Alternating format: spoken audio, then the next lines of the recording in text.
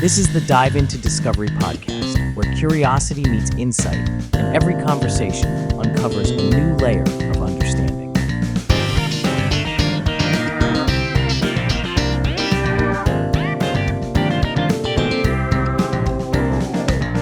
Welcome to today's Dive Into Discovery. We're your hosts, Theo and Alex. And today we're going to be tackling a mystery that spans millennia and continents. The fascinating origins of the Indo-European languages. You know what? Yeah. That's a great way to put it. Yeah. Because it really is a mystery. It is. And we're going to try to unpack that. Yeah, so we're talking about the linguistic ancestors of over 400 languages. Right. Spoken by a third of the world's population. Wow, that's incredible. I know, it's crazy. When you think about how many people speak Indo-European languages, it's mind-boggling. It's amazing. And you think about all the different languages, English, Spanish, Hindi, Russian. Right, and going way back. Going way back, even ancient languages. Sanskrit, Hittite. Like Sanskrit and Hittite all springing from a common source. It's truly amazing. Yeah. And so how do we even begin to trace the roots of languages that spread so far and wide across time? Well, we have to think like archaeologists, you know, but instead of digging for artifacts, we're digging through words. Ah, I like that. Yeah. Digging through words. And the key to this linguistic excavation is Proto-Indo-European. Or PIE for short. PIE for short, exactly. And we're going to be saying that a lot, so. A lot of PIE. Yeah. PIE. So PIE is the theoretical ancestor of all these languages. Yes. Thought to have been spoken around 4,000 to 6,000 years ago. Right.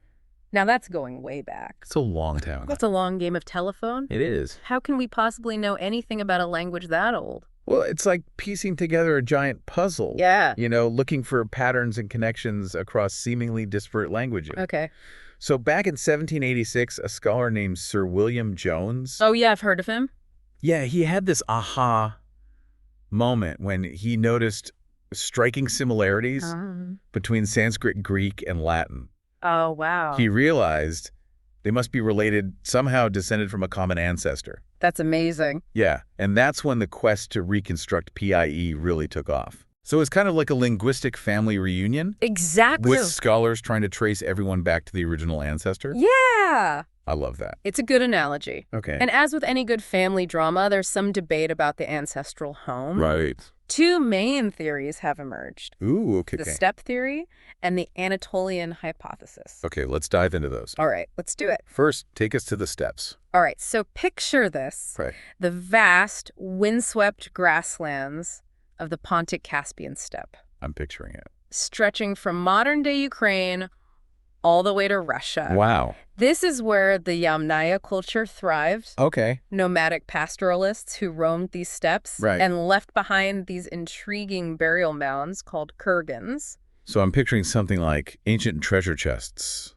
buried under mounds of earth. You got it. What's inside these kurgans? Oh, they're a gold mine of information. Wow. Archaeologists have found all sorts of amazing things inside, including evidence of the earliest horse domestication, which was revolutionary in terms of mobility and warfare. That makes sense, yeah. So the steppe theory suggests that these horse-riding Yamnaya people were the original PIE speakers. Right. And as they migrated and expanded, they spread their language and culture. Across Europe and Asia. Across Europe and Asia, exactly. So if the theory holds true, my ancestors could have been those steppe riders.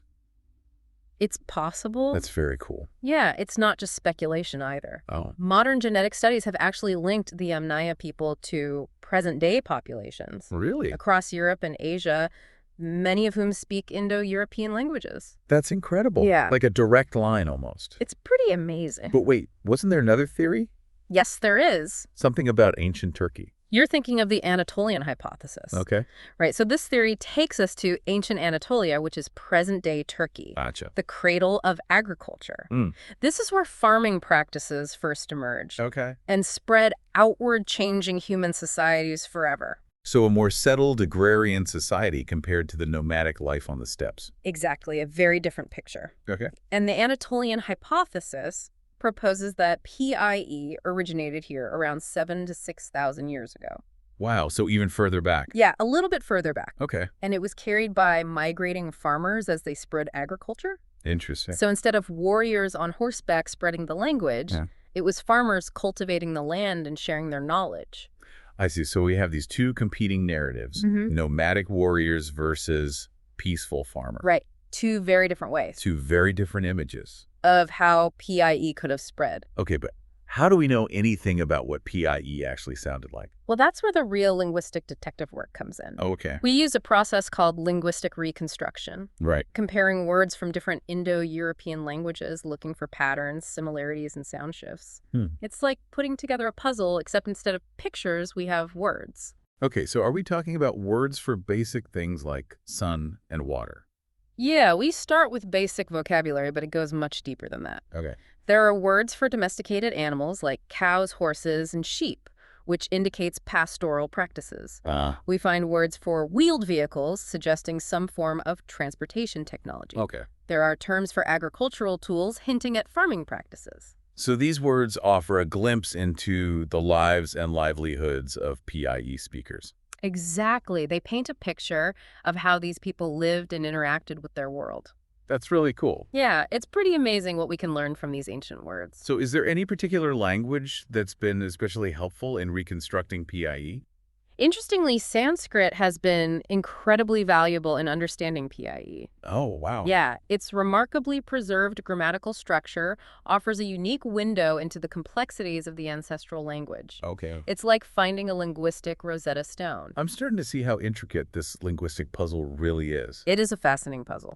But language evolution isn't a simple one-way street, right? Absolutely not. It's not just one massive migration. Right, it's much more complex than that. Okay. Cultural diffusion, the mixing and mingling of ideas and customs played a huge role. Right. It's not like they had a linguistic rule book they were strictly adhering to. Exactly. They were interacting with other groups, borrowing words, sharing stories, adapting to new environments. So it's a much more nuanced and dynamic process than just a simple spread from one point to another. Exactly. It's a fascinating story of how languages evolve and interact over time. Speaking of stories, have you ever heard of Grimm's Law? Grimm, like the fairy tales. Yeah, exactly. Oh, yeah. Jacob Grimm, one of the brothers Grimm, was also a brilliant linguist. Oh, wow. I did not know that. Yeah, he discovered a set of sound changes that occurred in the Germanic languages. Interesting. Which helped explain how they diverged from other Indo-European branches. Okay. For example, the P sound in PIE often became an F sound in Germanic languages. That's why the Latin word pater, for father, became father in English. That's fascinating. It's pretty cool, huh? So it's like a linguistic codebreaker unlocking the secrets of language evolution. Exactly. We can trace these sound shifts back through time and see how languages have evolved. I love that. And then there's the discovery of Hittite, an extinct language once spoken in ancient Anatolia. Yeah, Hittite.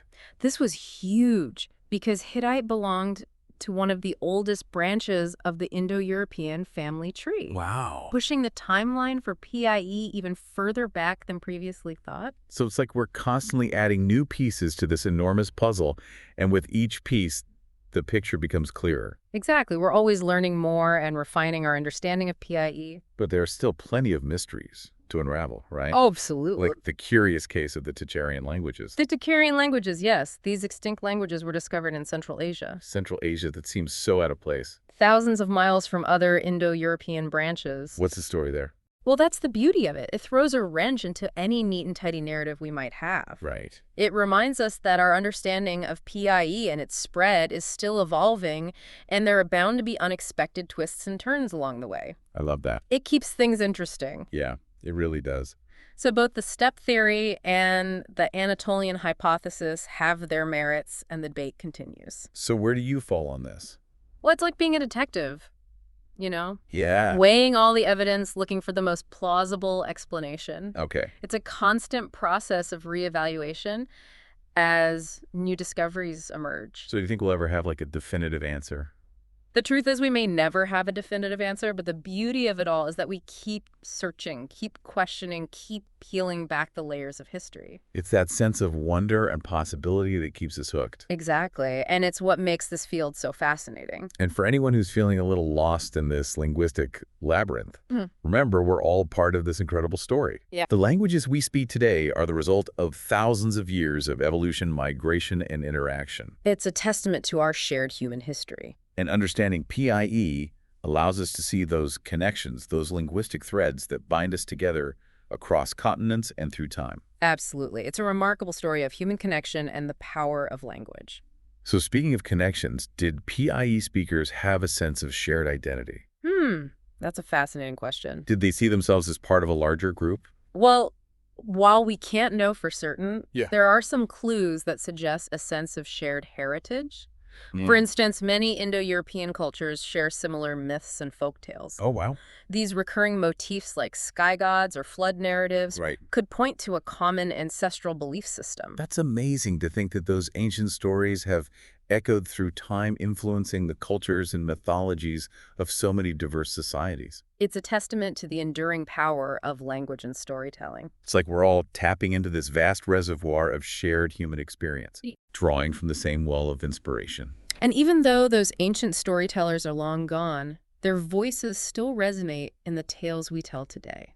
It's a reminder that we're all connected, not just through language, but through this shared human impulse to make sense of the world through stories. Right, we're all part of this grand narrative of human experience. And sometimes those stories take us on unexpected journeys, leading us to uncover the hidden connections that link us to the distant past. It's true, the past is always revealing itself in new and surprising ways. It's like we're following these linguistic breadcrumbs. Yeah. Tracing them back to the very origins of human language and culture. And who knows what other fascinating discoveries await us along the way. That's what makes this so exciting. Yeah, it really is a journey of discovery, and it's not just about dusty old words and grammar rules. Right. Understanding PIE can shed light on broader patterns of human history, migration, and cultural exchange.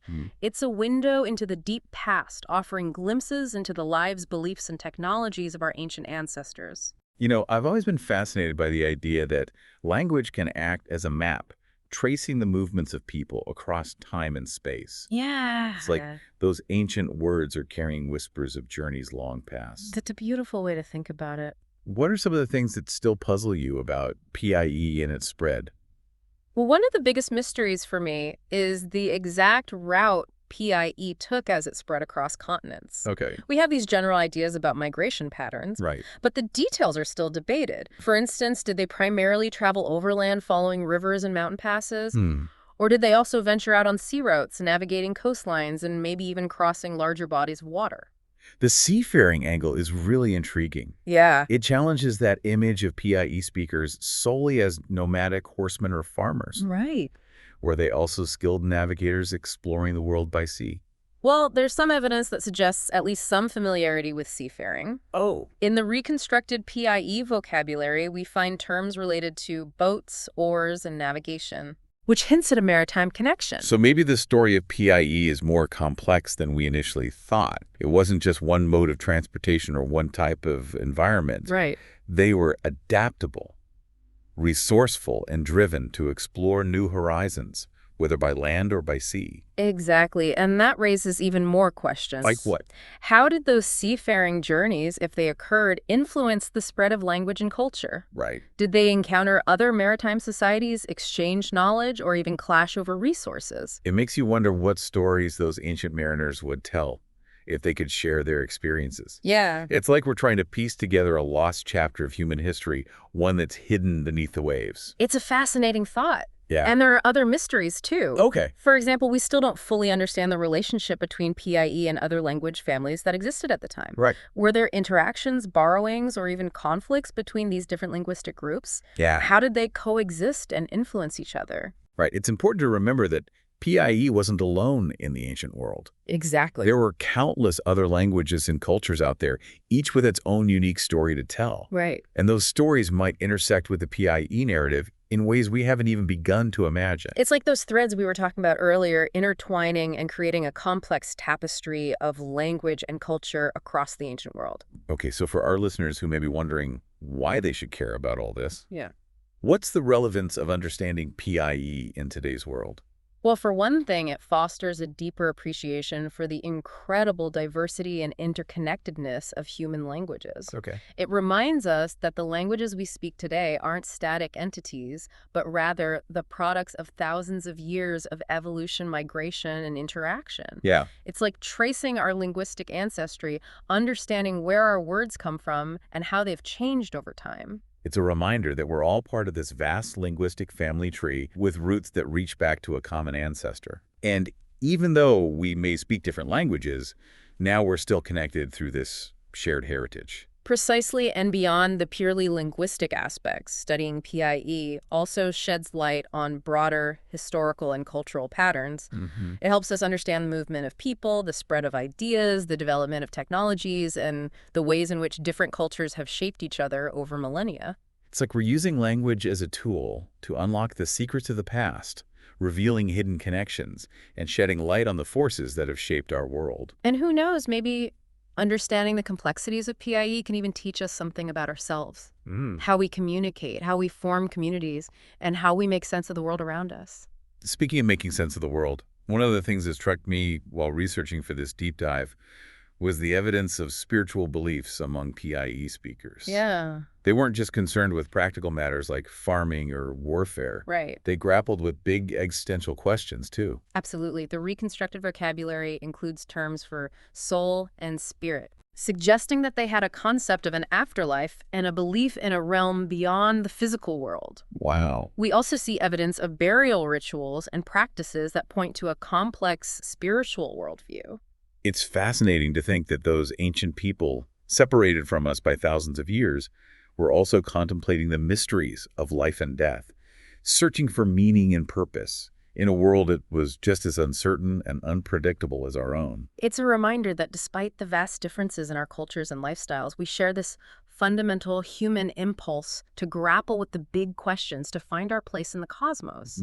And language, in all its intricate beauty, is one of the tools we use to explore those profound depths. It's like we're all part of this ongoing conversation, this grand dialogue that stretches back to the dawn of human consciousness. Yeah. And each generation adds its own voice, its own unique perspective to the chorus. And those voices echoing through time weave together the rich tapestry of human experience. It's a tapestry that's full of surprises, isn't it? It is. Like those unexpected twists and turns in the PIU story. Yeah. We think we have it figured out, and then a new discovery comes along and challenges our assumptions. That's what makes this field so exciting. Yeah. There's always something new to learn, something amazing to uncover. Right. The quest for understanding is never truly over. And that brings us to an intriguing question. What if PIE had never spread? Oh. What if those ancient speakers had stayed recumbered, put their language and culture confined to a small corner of the world? It's a fascinating thought experiment. How would history have unfolded differently? Yeah. Would our languages, cultures, and even our very identities be completely different? It's mind-boggling to contemplate the ripple effects that one language family has had on the world. All right. Would we even be here having this conversation if PIE had never taken root and flourished? Who knows? Who knows? But things for sure. The world would be a much less interesting place without the incredible diversity and richness that the Indo-European languages have brought to it. It's a testament to the power of language, the way it shapes our thoughts, our perceptions, and our connections to one another. And it all started somewhere with a group of people speaking a language that we can only glimpse through these fragments of evidence, these echoes of the past. It's amazing to think that those ancient words, whispered across millennia, still hold the power to spark our imaginations and inspire us to delve deeper into the mysteries of our shared human story. It's a story that continues to unfold with each new discovery, adding another layer of complexity and wonder. Yeah, it's incredible to think about the journey we've taken from those nomadic horsemen on the steppes to the dawn of agriculture in Anatolia, all in pursuit of this ancient language that connects us all. Really highlights the power of language to transcend time and geography, doesn't it? Yeah, it does. These echoes of the past resonate in the words we use every day, Yeah. even if we're not aware of their origins. Exactly. And speaking of those echoes, what are some of the specific details, those linguistic nuggets that really bring the PI story to life for you? Oh, there are so many. Yeah. For instance, did you know that the word for wheel is remarkably consistent across many Indo-European languages? From the Sanskrit chakra to the English wheel and the Russian kolo, there's a clear connection that points back to a shared origin. Wow, that's fascinating. Yeah. It really underscores how linguistic reconstruction allows us to trace those ancient pathways of language and culture. It's like a breadcrumb trail, Yeah. leading us back through time. And it's not just abstract concepts either. These words reveal tangible aspects of PIE life, right? Absolutely. The reconstructed vocabulary paints a vivid picture of their world. Okay. For example, they had words for various domesticated animals like cows, horses, and sheep, Right. suggesting pastoral practices were central to their way of life. Makes sense. But there's also evidence of agricultural knowledge Oh. with terms for tools, crops, and farming techniques. So a blend of pastoral and agricultural practices, perhaps reflecting a society in transition, Yeah. adapting to new environments and incorporating new ways of life. Precisely. And let's not forget the intriguing evidence of seafaring. Remember those terms for boats, oars, and navigation we discussed earlier? Yeah. It adds another layer of complexity to our understanding of PIE speakers. It really expands our vision of them, doesn't it? Yeah. Not just confined to the steppes or the farmlands, Right. but potentially venturing out onto the open sea, Right. exploring new territories and expanding their horizons. Exactly. What a thrilling prospect. It speaks to their resourcefulness and adaptability. Yeah. They weren't limited by one environment or one mode of transportation. Right. They were driven to explore, to connect, and to push the boundaries of their world. And it's that spirit of exploration and innovation that ultimately led to the spread of PIE and the diversification of the Indo-European language family. Right. And that diversification is still ongoing. Oh, wow. Even today, languages are evolving, adapting to new technologies, incorporating new influences, and reflecting the ever-changing landscape of human culture. It's a reminder that language is a living, breathing entity, constantly in flux, Yeah. just like the societies that speak it. Exactly. It's a reflection of who we are and how we interact with the world. And as we delve deeper into the mysteries of PIE, we're not just uncovering the origins of language. We're gaining insights into the very essence of what it means to be human. It's a journey that's full of wonder, intrigue, and endless possibilities for discovery. It really is. And as we wrap up this deep dive, we encourage our listeners to continue exploring the fascinating world of language and history, to ask questions, to challenge assumptions, and to embrace the joy of lifelong learning. Those are great words to end on. Because the more we understand about where we come from, the better equipped we are to navigate the complexities of our present and shape the future we want to create. Well said. Thank you for joining us on this incredible adventure into the world of Proto-Indo-European. It's been a pleasure. What did you think of this week's episode? We'd love to hear your thoughts in the comments. Don't forget to join us next time as we dive even deeper. And as always, stay curious, because you never know what discoveries are just around the corner.